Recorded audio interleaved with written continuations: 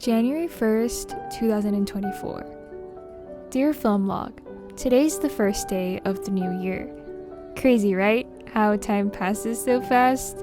That means in about 5 months, I'll be done with my second year animation film and also officially halfway through art school/university, which is also a scary thought.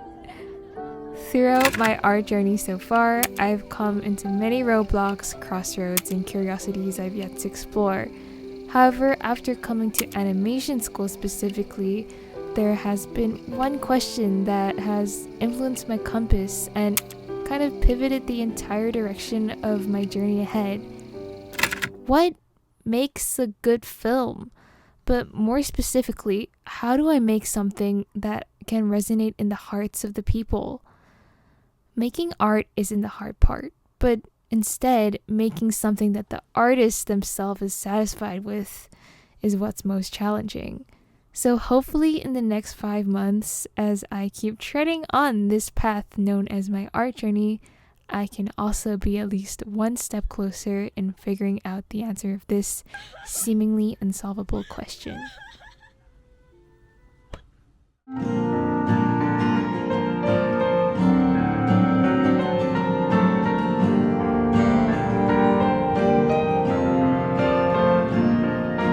Hi everyone, welcome back to my channel and hope you liked that little intro I recorded about 5 months ago. And yes, this video is going to be the process and behind the scenes of my second year animation film, To the Class of Us, which I assume that you've watched already.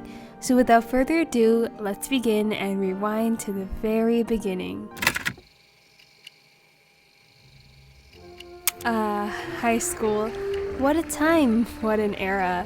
17 years of our lives leading to this point. It's the day which we finally get to break free from the studying hellhole and live life, right? This is my lifestyle right now. It makes me really happy. I really like my life right now. The only thing I hate is IB. I'm really excited just going to art school and starting this new chapter in my life, I guess. I don't know, there's just some people that I really gonna miss and don't wanna say goodbye to. And I'm kind of happy and sad for that day to come. Just gotta deal with it. And she's right. I still miss my friends from home. A lot. Throughout my first year in university, this was actually quite hard for me to accept. The fact that my old life will no longer exist, that I must leave all of those behind and start anew. Growing up is tough, really tough, especially if you're entirely alone in a new place with your support system and loved ones very far away from you. I remember during a sleepless night in April of last year, which is almost a year ago, lying in bed, I woke up sick, staring at the ceiling at 3 a.m. Suddenly, an image popped into my head. A high schooler and a child standing on the balcony with their silhouette clearly different in size, staring at each other.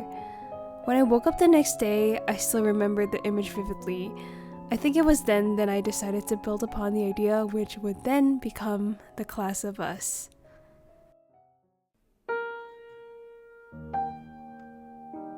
In the summer of 2023, and finally having time to relax, I picked up reading. Reading really is a great hobby to keep my mind constantly thinking, as well as feeding to the endless curiosities I have towards life. Because of that, I started to write creatively too, just for myself. And that was actually how I came up with the first draft of my script. It was a short story, and if you're interested in reading, I'll actually leave a Google Doc of the version in the description below. Another big inspiration for the film was actually music. I'll talk about this more later in the music session of this video, but before making this film, I made a whole playlist of the vibes I wanted this film to be, and I'll also leave that in the description if you're interested in listening.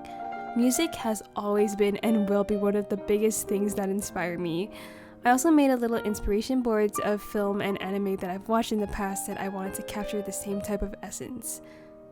Then it was time to turn my story into a script. Unlike my film last year in which there was zero dialogue, this was a new challenge for me. Writing realistic dialogue. I also asked many friends, peers, teachers, family, just anyone I could get my hands on to read it. Any opinion and feedback is better than none. And contrary to first year, which I mostly kept things secret until the release of my film, I realized that it's okay. It's okay to ask for help, to let your guard down. It's okay to not completely do everything by yourself. I think I really struggled with that first year. Maybe it was sort of like a pride thing, or perhaps I was just being stubborn. Regardless, it was time to change. After finally revising my script for about a few weeks, I started boarding my film. Since I like working in cafes and just seizing every chance I get to escape from campus, I did these really rough boards on Procreate. I then did the voiceover, acting as the two characters, slapped on some minimal sound design OSTs of pre-existing animes for temporary music. Finally, I timed the boards and presented it to my film workshop class. By the way, huge shout out to my film workshop class and my teacher. I really wouldn't have had the film to what it is today without their help. Hey Viv, you good?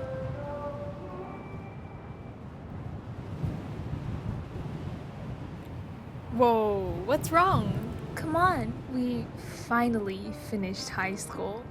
It's just that. And you got into your dream school, to a new country. But like, come on, we just graduated, so let's celebrate. No, I realized that after today, I'll never have this life again. The people I grew up with my whole life would just disappear from me after today. But without characters, there wouldn't be a story. If you noticed, Vivian has been a character in development for quite a while now, and I've drawn her in many illustrations even prior to calarts. Although I had her looks down, I never really figured out her personality quite yet, as this is probably my first time really creating the personality of my OCs. I pretended to be my characters and did an MBTI test, which, to be honest, I think it actually works, and I think I knew my characters way better. And Dawn went through a few changes too, but also with a similar process. I would also doodle the two over and over again, and through my pen, I think I got to know my characters better too. But a character wouldn't be complete if we didn't hear their thoughts. That's when my voice actors came in. I remember in my first year of high school watching a play that my classmate was in. Her extraordinary monologue of a girl literally breaking down gave me the shivers. I think subconsciously I wrote Vivian's monologue inspired with that play in mind. On the other hand, there was a quirky guy in my year who loved performing so much, and although he had his cringe moments, he was never afraid to put down his pride just to make others laugh. And as you may have guessed it, they ended up being the two lovely voice actors of The Class of Us. So, thank you guys for wanting to voice my film. It means a lot. Yeah, I just wanted to do a table read today. Young, did you watch my animatic? I did. Okay. I liked it a lot.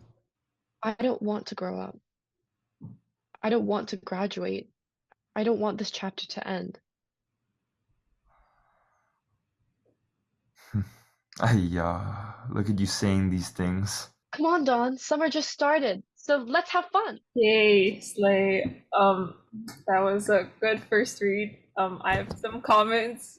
Young, I would like you to be more cheerful, like in general, because Don's a very optimistic guy, kinky and happy. And then for Izzy,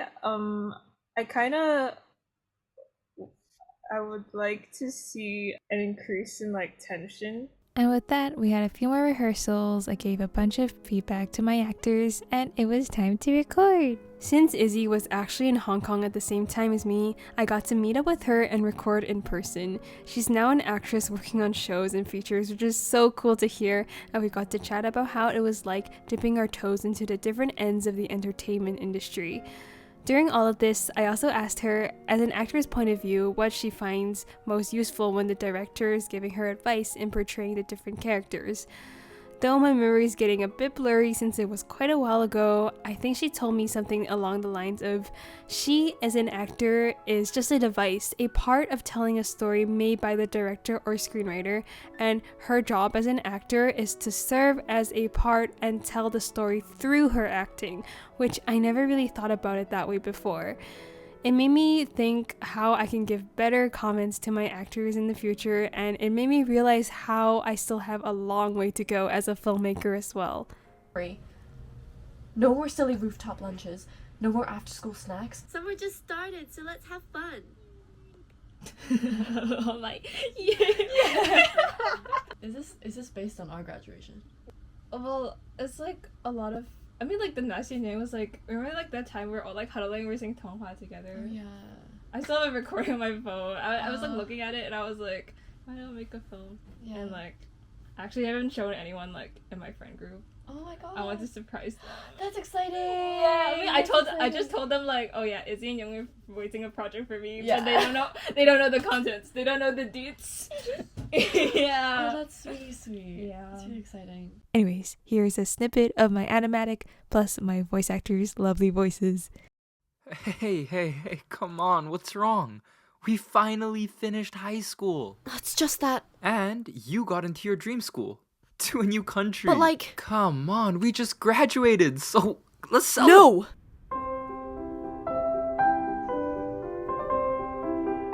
Animation is hard, like really hard, especially in my current class when after every lecture I'm just completely mind blown.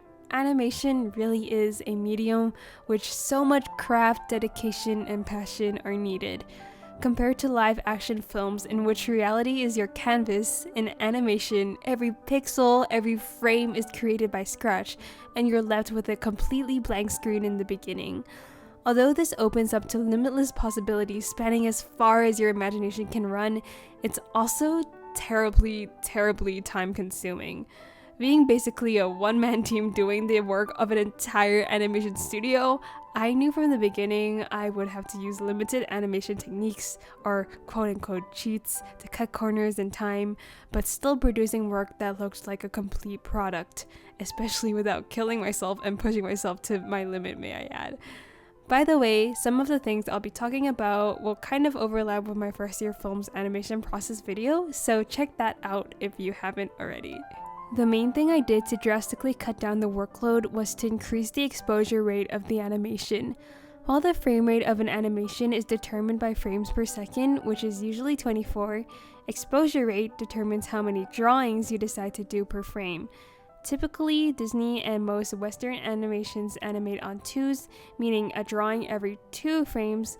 This is usually the standard for 2D films with high budget, giving a very smooth finish to the final product. However, since I don't have much time nor the capacity to do like 2 minutes 30 seconds, meaning 150 multiplied by 24 divided by 2, 1,800 drawings, which doesn't even include the backgrounds and all the other stuff, in the span of my production time, which is basically only 3.5 months to animate, I decided to do these few things to solve this. Firstly, I would try to have held frames as much as possible and cut down on the detail as much as needed. Second, though I still wanted character acting, I try to keep the movements of my characters to a minimum and use more mid to close-up shots, especially since my film is quite dialogue heavy. However, I still wanted my audience to feel a sense of movement, which is why I still completely animated the hair blowing in the wind, and since wind is quite a strong motif in my film. However, I would mostly animate these on 4s, which is half the workload as 2, so not that bad. And at a point, I got quite fast at drawing pendulums since I had to draw them so much. As for the visual development part, for the past year, I've been experimenting with trying to animate and making my illustrations move, so I knew from the get-go that I wanted my film to have a similar feel to the moving illustrations I've been posting on Instagram. Of course, I still had to develop the specific look I wanted for this film, so I drew multiple illustrations, as well as designing Dawn's house and rooms and how all the props would look like. I had to research a lot about old toys and nostalgic items for this part, which was actually really fun. Additionally, if you may have noticed, I've been trying really hard to improve my use of colors these past 2 years, so I really wanted to use a banger color palette that would make people go wah! For my illustrations, I knew that I liked contrasting color schemes, so I really wanted to play with that concept from this film, especially the indoor versus outdoor and the present versus the past. Although yes, I've been rambling about how heavy the workload is for animation, it's also a medium like no other because you get to fully control the look of the final product without, for example, weather or location limiting you. Especially in my backgrounds, I got to sneak in so many references, yes, I mean so many, into my film, so shout out if you spotted any of them. Anyways, after I drew all of these backgrounds and animating all my characters, it was time for one of my favorite stages actually, compositing.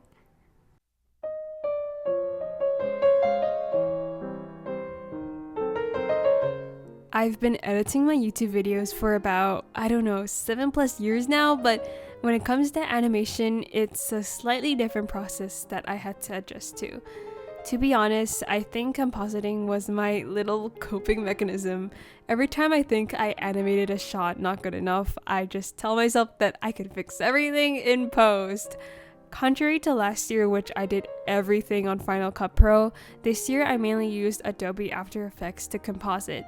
This mainly included moving around the different lighting textures I have for a scribble, animated watercolor type feeling, and After Effects had so many features that would significantly cut down time, so I don't have to manually draw the shading or rim light frame by frame, and overall just made the whole composition feel way more complete. I also got to experiment a lot with the different effects to make my illustrations come to life, and it's like a little icing, the final touch that really brings the piece together. I think working on this project also got me way more fluent in using After Effects since I haven't touched that program at all before making this film.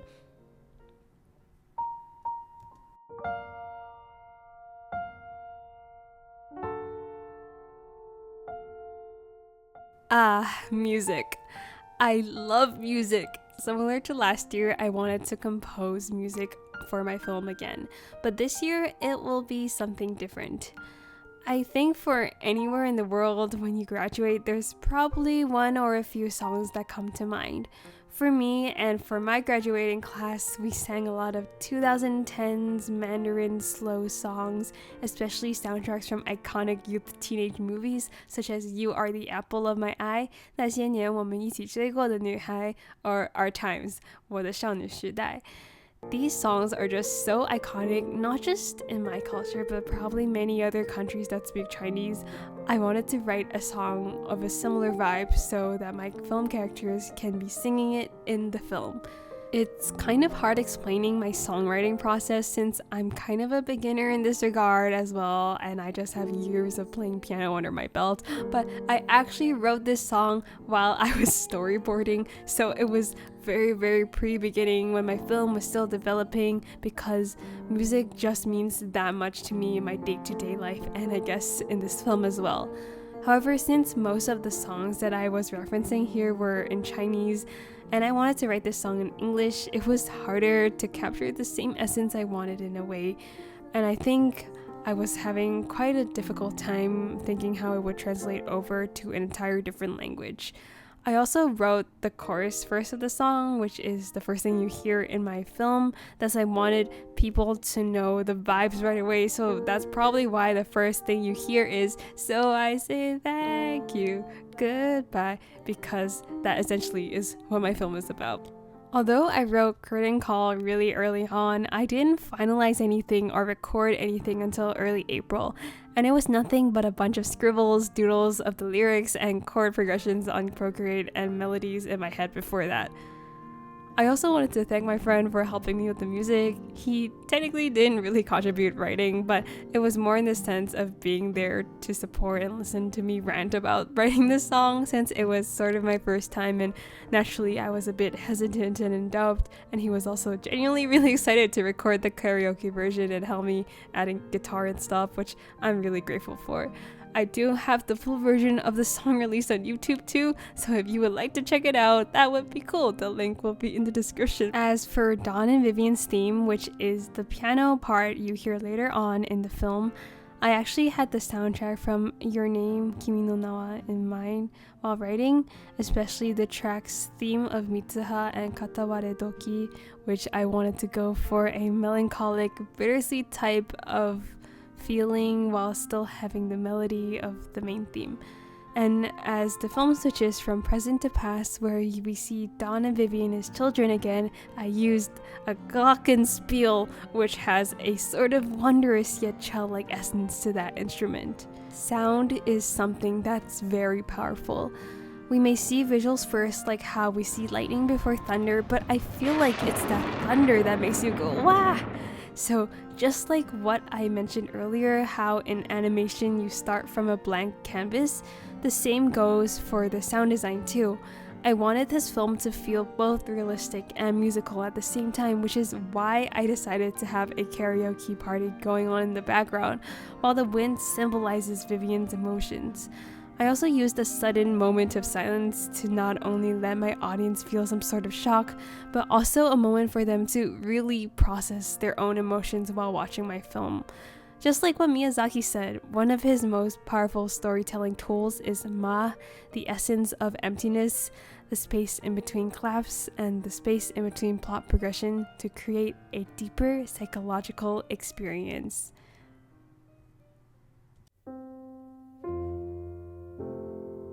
So, to answer the question I proposed at the very beginning of this video, what makes a good film? The answer is, well, I don't know. Throughout this filmmaking journey, I realized that everyone has a different definition of what a good film is. Art is so subjective, and one man's trash may be another man's treasure. However, I do know what a successful film is to me, if an artist's work achieves its original intent. And for me, although I didn't win any fancy prizes at school, it did achieve its goal of creating a tribute, a memory, and something to bond about for my friends and my family who I hold so dear to my heart. In the end, that's all that really matters to me, if I can make some sort of change in my audience's lives.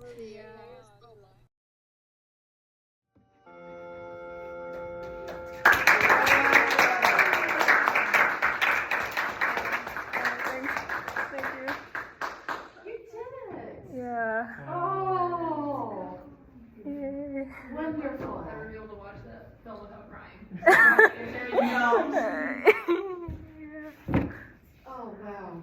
Congratulations, Dana. Yay. Yeah. You did what you set out to do. Yeah, I did. You did. Yeah. You did. You wrote a song. Yeah. Okay, so what surprised you the most about this year in this film?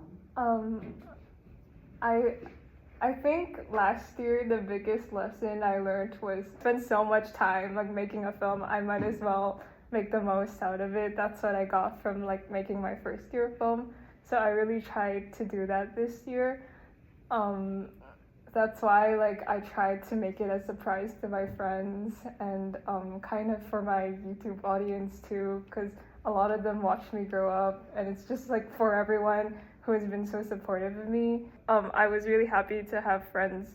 And also, last year, I purposely isolated myself by working in the bungalows when all my friends worked in 108 last year, or 109, I forgot, because I thought they would just distract me, and I would be like, not productivity. But this year, I realized how fun it was just to have friends around you to make your film. And they also like made sure I took breaks. So that's another thing, the surprise. Yeah, that was the biggest surprise, was to have friends. Yeah. Yeah, for real. Huge achievement. Great job. Thank you. Truly. Thank you all so much for all the sweet comments on my film. It truly means a lot, really, especially spending so many hours on it. Seeing them, I feel like all my hard work paid off, and my favorite comment from one of you is, the film is like a warm hug telling me it's gonna be alright. And I'm truly glad that you guys feel that way. Throughout the process, I've learned and grown so much, not only in the sense of completing my film, but most importantly, I also learned how to let go of the past alongside my film characters. And although it took some time, I think I finally moved on to the next chapter of my life too. I'm currently working on a small art book of my film, as well as a little cool color script keychain design. It'll be out sometime in late summer, but you can pre-order it right now if you're interested. Also, please join the community. We have a lot of cool events going on. You can join the Class of Us where you fill out this cute template that I made, or you can also redraw any frame of my film and win cool prizes. So if you're interested in that, I'll also leave the links in the description below. I have a lot of cool things planned for this summer, and I can't wait to start making content for you guys because I'm finally free from making my film. In the meantime, stay safe, comfy, and don't forget to drink water since it's starting to get hot, like really hot, and I apologize for sounding a little sick in this video because I am. So yeah, see you in the next video. Bye bye. This chapter to end. Hey, look at you saying these things.